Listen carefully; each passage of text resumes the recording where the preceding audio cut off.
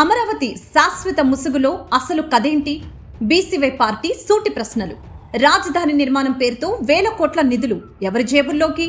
టెండర్లు, కమిషన్లు, మొబిలైజేషన్, అడ్వాన్స్ల సంగతేంటి? అవన్నీ కప్పిపుచ్చుకోవటానికే ఈ హడావుడా? రెండో విడత భూసేకరణ కోసం రైతుల్ని మభ్యపెట్టే ప్రయత్నమా?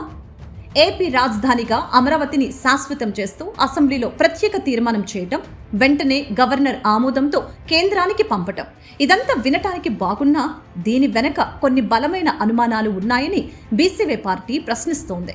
ప్రభుత్వం చేస్తున్న ఈ మెరుపు వేగపు కసరత్తు వెనక అసలు ఉద్దేశం ఏంటనేది ఇప్పుడు చర్చనీయాంశంగా మారింది. అమరావతి రెండో విడత భూసేకరణకు రైతులు ముందుకు రావటం లేదనేది బహిరంగ రహస్యం. మొదటి విడతలో భూములిచ్చిన రైతులకు ఇప్పటికీ పూర్తి స్థాయిలో న్యాయం జరగలేదు. చాలా మంది రైతులకు చెరువులు, కుంటల్లో ప్లాట్లు కేటాయించి వారిని నట్టేట ముంచారనే ఆరోపణలు ఉన్నాయి.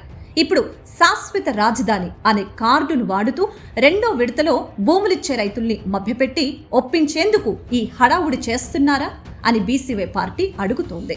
రాజధాని నిర్మాణం పేరుతో సుమారు 47,000 కోట్ల రూపాయల విలువైన పనుల్ని ప్రభుత్వం శాంక్షన్ చేసింది. కానీ ఇక్కడే పెద్ద విమర్శలు వస్తున్నాయి. ఎవరెవరికో భారీ ఎత్తున మొబిలైజేషన్ అడ్వాన్స్లు ఇస్తున్నారు.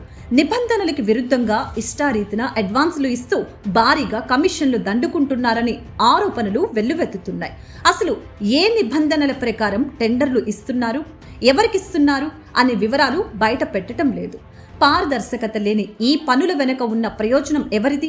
ప్రభుత్వ తీరును కానీ, ఖర్చు చేస్తున్న నిధుల్ని కానీ ఎవరైనా ప్రశ్నిస్తే వెంటనే వారిని అమరావతి వ్యతిరేకిగా చిత్రీకరిస్తూ నోరి నొక్కేసే ప్రయత్నం చేస్తున్నారు. అవినీతిని, లోపాలను ప్రశ్నించడం రాజధానికి వ్యతిరేకం ఎలా అవుతుందని బీసీవై పార్టీ నిలదీస్తోంది.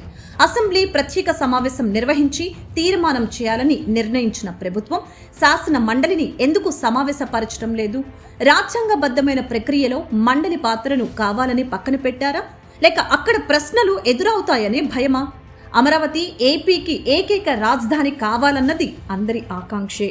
కానీ ఆ సెంటిమెంట్ను అడ్డం పెట్టుకుని భూసేకరణ సమస్యల్ని, టెండర్ల అవకతవకల్ని కప్పిపుచ్చాలని చూడటం సరికాదని బీసీవై పార్టీ స్పష్టం చేస్తోంది.